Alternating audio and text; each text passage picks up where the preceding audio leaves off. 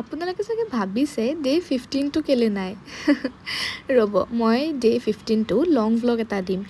তো সেইটো কাৰণে ডে 16ৰ পৰা ষ্টাৰ্ট কৰিছোঁ আজি ৰাতিপুৱা টাইমতে একদম ফ্ৰাইড চিকেন এইবোৰ অগ্ৰম বগ্ৰম খাইছোঁ আৰু এতিয়া আমি যাম হস্পিটেলত কাৰণ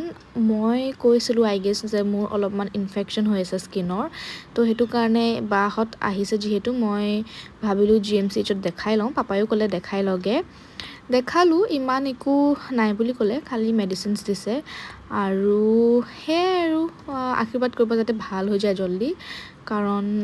স্কিনৰ প্ৰব্লেম হোৱাজনেহে গম পায় কিমান প্ৰব্লেম হয় ক'তো ওলাই যাব নোৱাৰোঁ ৰ'দত যাব নোৱাৰোঁ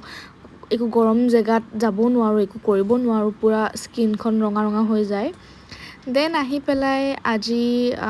পাওঁতে অলপমান দেৰি হৈ গ'ল তো একদম ৰাতি ভাতটো বায়ে বনাম বুলিয়ে ক'লে আৰু এইফালে ফ্ৰেঞ্চ ফ্ৰাইজ আনিছিলোঁ যে খোৱাই নহ'ল গম পায়নে একদম অড টাইমত বনাইছোঁ আৰু এহেঁতক খাবলৈ দিবলৈ আৰু আমি য'ত গৈছিলোঁ তাৰ পৰা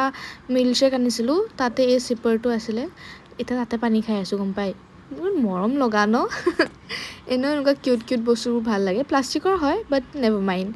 আজি বায়ে সেয়া বনালে ডিম কাৰী আৰু এইফালে কিবা এটা জমনিয়ে কৈ আছিলোঁ কি জানো কৈ আছিলোঁ তেন্তে আজিলৈ আহিছোঁ বাকী মিনি ব্লগছকেইটা দি থাকিম বাই